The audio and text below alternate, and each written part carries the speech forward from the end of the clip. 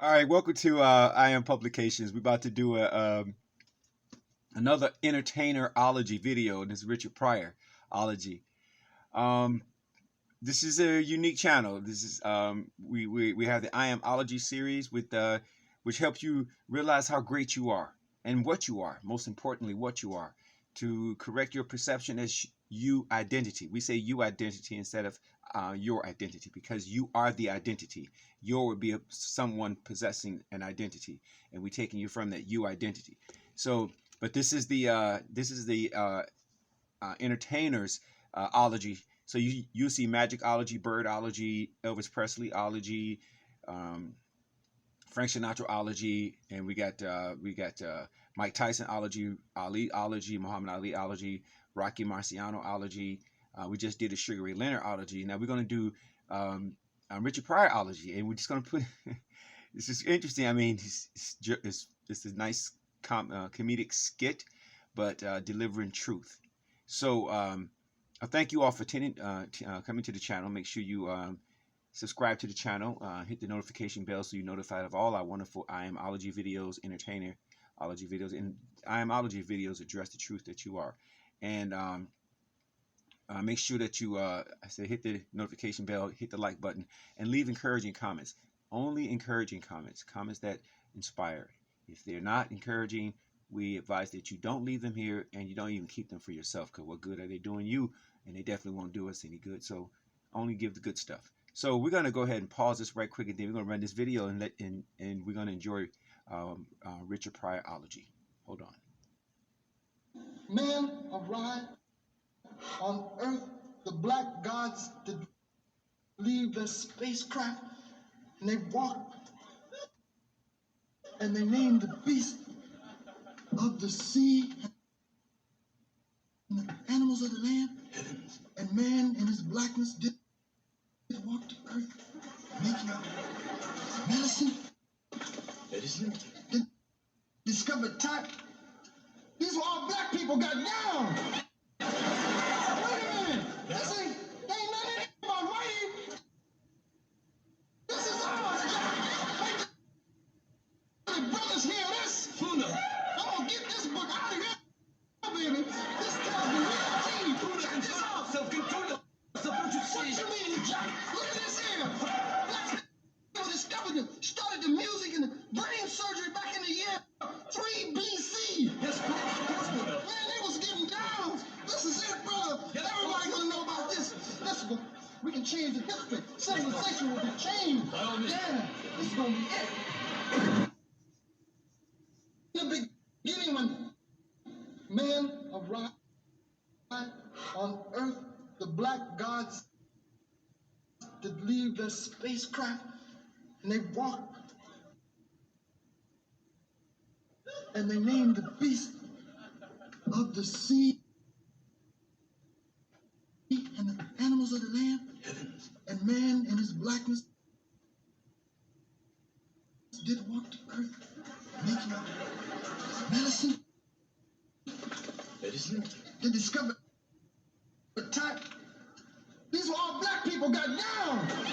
Wait a minute. This ain't nothing here about writing. This is ours, Jack. Wait till the brothers hear this. I'm gonna get this book out of here, baby. This tells me real tea.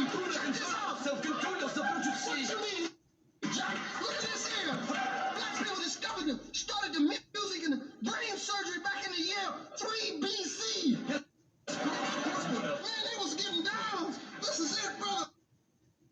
Everybody gonna know about this. Listen, we can change the history. Civilization will be changed. Yeah. This is gonna be it. In the beginning. Comedy legend Richard Pryor influenced a whole new generation of comedians. Although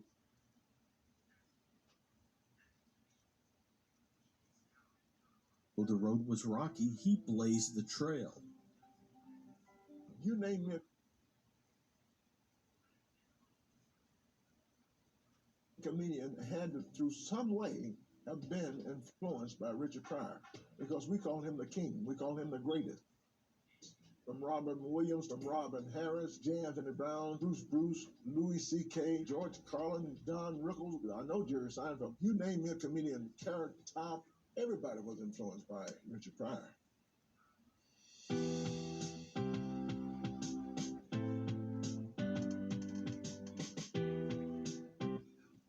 Richard Pryor was born on December 1st, 1940, in Peoria, Illinois. His father, Leroy, was a former Golden Glove boxer and a pimp. His mother, Gertrude, was a bookkeeper and a prostitute. He was basically born in a brothel owned by his grandmother. Both of his parents suffered from drug addiction and alcoholism, and at the age of 10, he was abandoned by his parents and raised by his grandmother. It was a very tough childhood. Richard first had an interest in becoming an actor, inspired by his grandmother's old records. A bunch of records upstairs, old Doris Day records. And I go upstairs and listen to those. And imagine I was in a play, and imagine I was in Hollywood. He had a love for Western films at a young age, and as Richard began to grow up, he used comedy as a coping mechanism. At one point, the only way he felt he could escape the ghetto was to join the military, which he did. Unfortunately, he spent most of his tour of duty in a military prison for allegedly slashing someone with a switchblade. Upon his discharge from the Army, You don't have a problem getting lined up here, do you? I'm just a guy with his future pops-in-law at a barbershop where no crazy shit has gone down, right? Hey, what's up with White Cuz? Am I white cuz? Well, I'm not.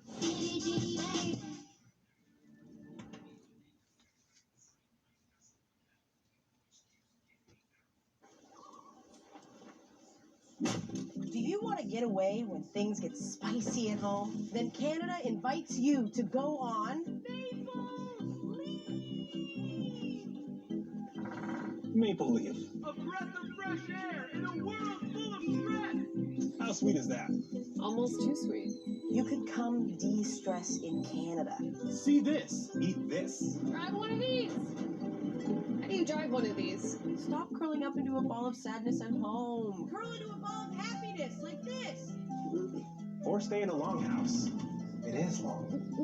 Or a lighthouse. Or somewhere quieter. Excuse me, sorry. So leave your sad lamp at home. We're giving you a break from all your problems. The taste of life in Canada. A maple leaf. Take your maple leaves in Canada. upon his discharge from the Army, Pryor got his first cabaret gig at an African-American nightclub in Peoria, where he sang and played the piano. Richard was from an era when you might have to do anything. Maybe one night he needed to sing, maybe another night he needed to tell jokes. So he had to have skills in all those things. Richard soon realized that the audience preferred his jokes to his singing. He started working in all-black comedy clubs in Peoria. And in 1963, he left the Midwest for New York City. He studied the craft in the clubs alongside comics such as George Carlin. Richard made his first TV appearance on August 31st, 1964. On Broadway tonight, for the first time on television, Richard Pryor.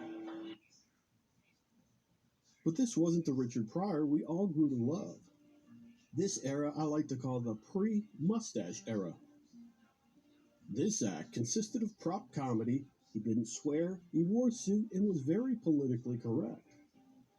Richard started out as an imitation of Bill Cosby. At the time, Bill Cosby was one of the only black comics on TV. And Richard thought he needed to be like Bill to be accepted into the mainstream. By using this style of comedy, Richard began gaining some attention and became a rising star, appearing regularly on The Merv Griffin Show. Here he is, our own little Richie Pryor. Richard. Due to a lot of racial tensions, black comics were not featured on TV very often. So Richard was blazing a trail and gaining momentum. How do you do that, Richie? You just, I don't know. I just kind of go out there and I just do it. I don't know. But this was not the real Richard Pryor. This was a character that Richard had developed over time, and eventually he began to get restless. Times were changing in New York, and racial tensions were at an all-time high. In September of 1967, Pryor was performing at the Aladdin Hotel in Las Vegas when he had an epiphany on stage. He looked out among the crowd and he saw lots of white people all dressed in suits and ties. He then realized he was probably one of the only black people even allowed in the club.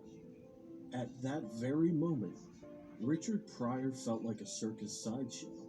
He felt so embarrassed that he walked off the stage in the middle of his set. He'd rather walk away from a successful career than be a phony any longer. And that night, the Richard Pryor character died. After walking off stage in Las Vegas, Richard was pretty much blacklisted from Vegas clubs. He was broke and frustrated, so he made his way to Berkeley, California. At the time, Berkeley was the center of a lot of social change. You had the Vietnam protests, free speech, and the rise of the Black Panther Party. Richard had a bit of a spiritual awakening while he was in Berkeley. He was inspired by people like Malcolm X and wanted to be a voice for social and racial inequality. And that's when the mustache era began, and Richard found his voice. He made the decision he was going to do something different or quit comedy altogether.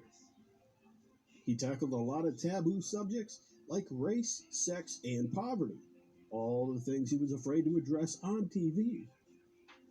By the time Richard left Berkeley, he had reinvented himself and was better than ever. This act consisted of black and white comparisons, which no one was doing at the time. He also did a lot of painfully honest character studies. Even though he offended lots of people, his popularity kept growing. He released 5 Grammy-winning comedy records, and they became hugely popular, not only among African Americans, but to the white population as well. The title of the album is That Nigga's Crazy. And don't that nigga look crazy? One crazy nigga. But don't you get... See, now you can just say that and talk. Yeah, well, if look, I said it that, used would to you be, get mad? I'd punch you out.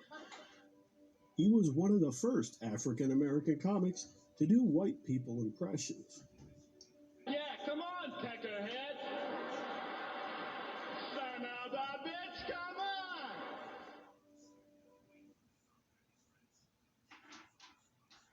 Once you meet with a TurboTax expert who will do your taxes for you, you're free to do not taxes. Meanwhile, on Paramount Mountain. All right, let's do this roll call. It's freezing up here. Where is Big Naughty? Is Big Naughty up in here? It's Nate. Say your name right. Nate. Naughty. Nate. Naughty. Nate. Say it right. Nate. Naughty. Nate. Naughty. Nate. Naughty. Nate. Naughty. Nate. Richard finally achieved his childhood dream by becoming an actor on the big screen. He was cast in Lady Sings the Blues alongside Diana Ross and Billy D. Williams. Richard stole the show and received a lot of recognition. He was a natural from the start, and you could attribute the fact that he'd been acting like Bill Cosby for years.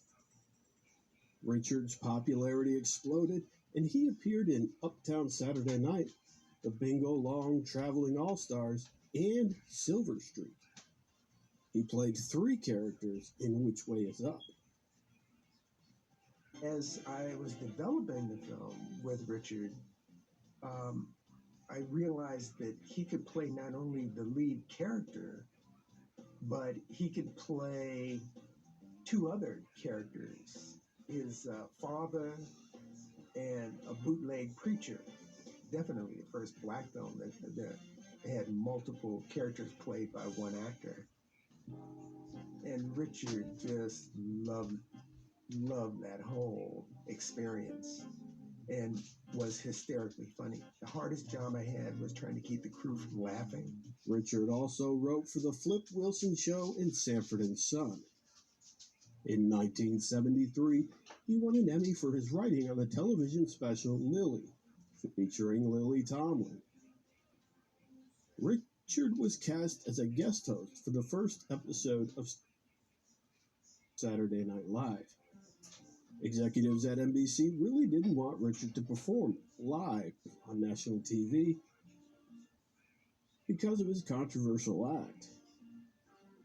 Lorne Michaels pushed hard for Richard to host the show, but executives needed a contingency plan. So they came up with a 5 to 7 second delay just in case he went off the rails.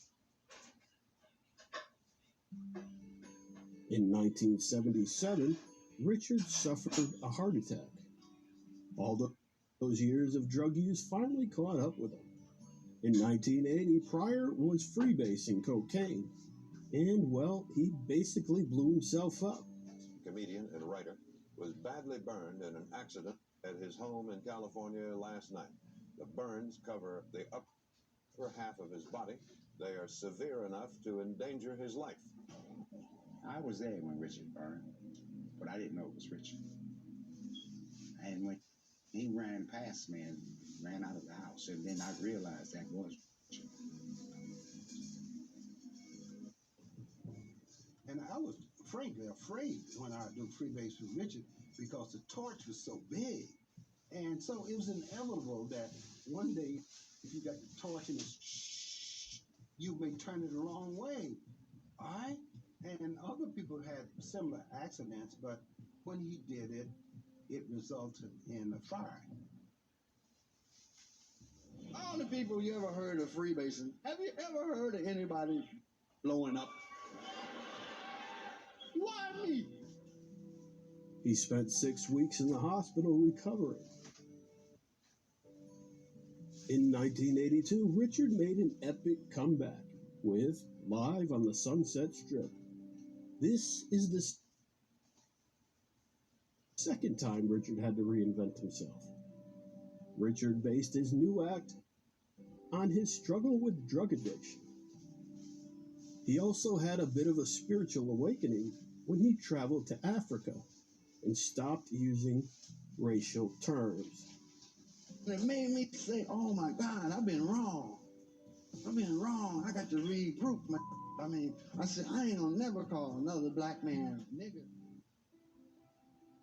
Pryor decided to focus more on his movie career in the 1980s with films The Toy, Brewster's Millions, and Superman 3, where he earned a reported $4 million, more than co-star Christopher Reeve. He was the highest paid African-American actor, but his heart really wasn't in it like before. This time it was simply for the money. In 1986, Pryor appeared on The Tonight Show with Johnny Carson. He looked very thin and frail, and rumors started to swirl that Pryor was infected with AIDS. He was forced to reveal that he was diagnosed with MS. Pryor didn't let it slow him down, though.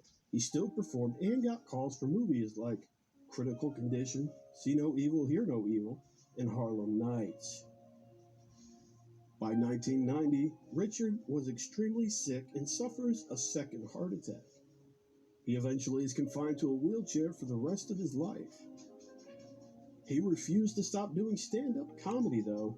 They'd roll him up on stage and he'd tell jokes about being in a wheelchair and his struggles with MS. Eventually, he was confined to his house as his body slowly started to slip away. And on December 10th, 2005, Pryor suffered his final heart attack and passed away at the age of 65. He's still influencing generations to come. His jokes transcended race, and his audience was diverse. He will forever be a legend in comedy.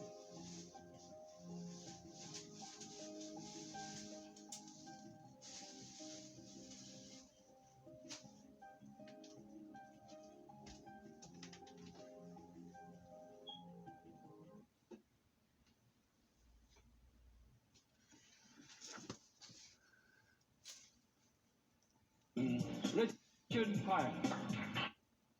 I'm from an average sized family, 11 kids. No mother, father, just kids. Richard was brutally honest. I know I'm hard to get along with. I know that because I might wake up in the morning and go, hey, wake up. What was that you said last February? He changed the way people thought about blacks, whites, themselves. They call it an epidemic now. That means white folks are doing it. His life challenged the status quo. His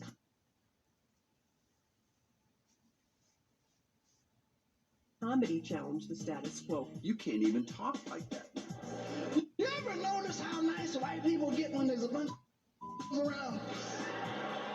Right, they get outside, they talk to everybody, right? They say, hi, how you doing? I don't know you, but here's my wife. Hello. He was representing a group of people, an era, a struggle, a time. I just loved him immediately and immensely. Before there was YouTube, before there was digital, before any of that, there was Richard Pryor. We went, wow. And then like a comet, it flamed out. Comedian Richard Pryor is in critical condition tonight and given less than a 50-50 chance of surviving after suffering third-degree burns over half of his body. He was in a drug psychosis. I was there. And of course, it ended up as a suicide attempt. I woke up in an ambulance.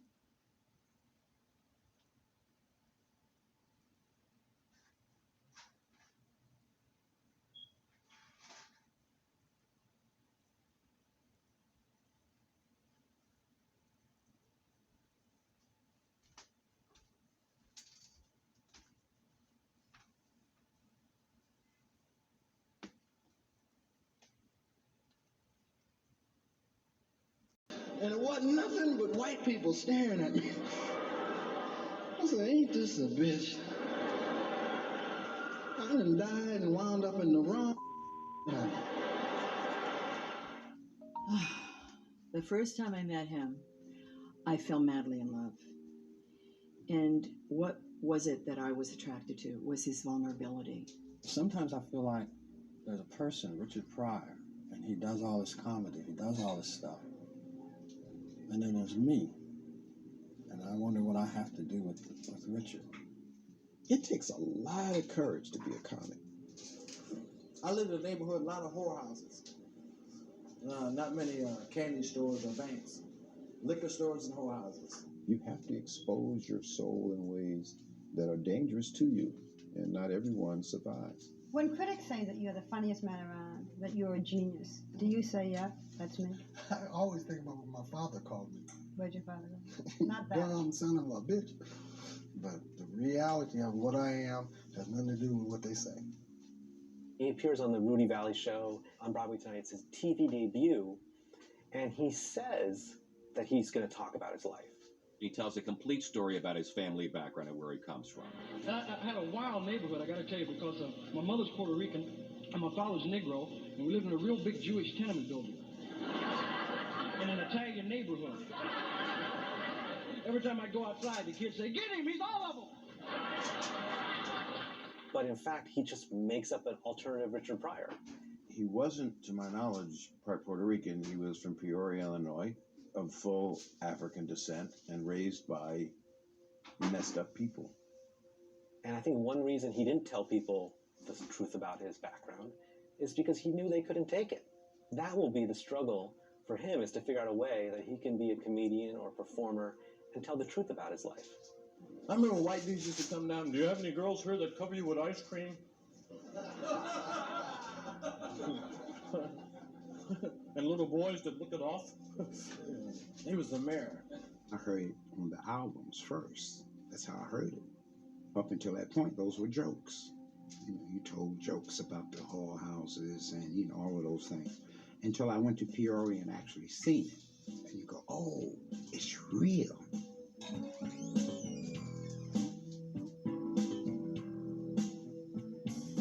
December the 1st, 1940.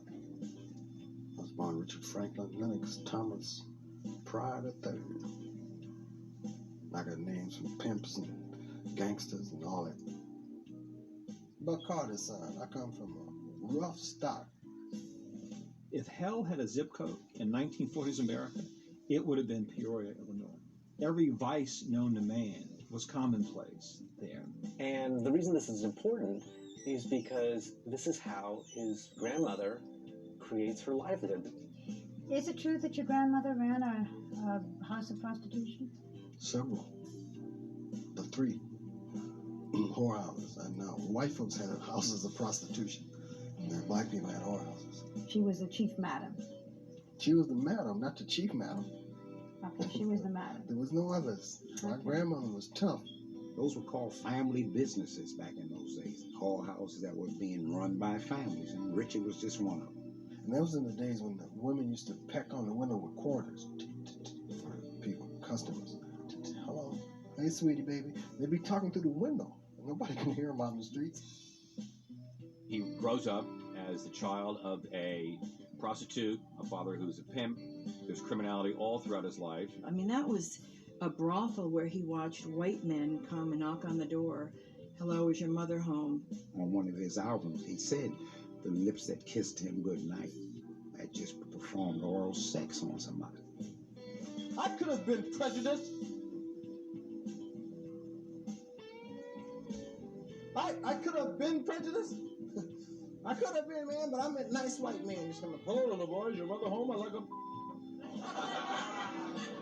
If you had to just straight tell someone what your childhood was like, describe it for me. It was hell because I had nobody to talk to. I was a child, right? And I grew up seeing my mother go in the rooms with men and my aunties go in the room with men. You understand? When I peek through the keyholes, I peek over the transit, but I never understood it to this day. And it messed me up. Richard found out where a lot of the rage and pain came from. And it was Peoria. To not totally decay and be full of hatred with those experiences and to turn it into comedy, there's just a genius there. There's a genius at the inside the little motor control that you see in cartoons where there's a whole crew inside a person's brain. Through the force of his imagination, the force of his will, he makes a world for himself. Who is Charlie Egger? Charlie Eggy. Charlie Eggy. That's my magic friend. I made him up when we used to play together. See, I'm the secret prince. My mother is Queen U, and my father's King Who. And my father lived on a lily pad with a frog named Jippity Doo. And so that's what you get when you're the secret prince. You have to be magic, and you put magic dust on people. Do you put magic dust on people? Yes, ma'am. Are you magic? I'm magic. I'm magic. Who believed in you? Who cared about you? Richard Franklin Lennox Thomas Pryor III. You. And magic dust. I was in the front yard, and all the family was sitting on the porch. And there was some dog poo-poo in the yard. And I slipped and fell in it. Big screen. And they started laughing, so I got up and fell in it again. First rule of comedy. Hi everyone, George Stephanopoulos here. Thanks for checking out the ABC News YouTube channel. If you'd like to get more videos, show highlights, and watch live event coverage, click on the right over here to subscribe to our channel, and don't forget to download the ABC News app for breaking news alerts. Thanks for watching.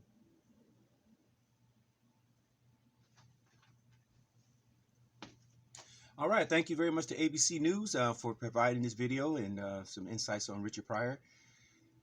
I learned some things about Richard Pryor that I didn't know. Of course, I wouldn't have known. And thank you to ABC News for providing this. And yes, we welcome ABC News at IM Publications. Thank you for this bit of documentary on Richard Pryor, one of the greatest comedians, if not the greatest of all time.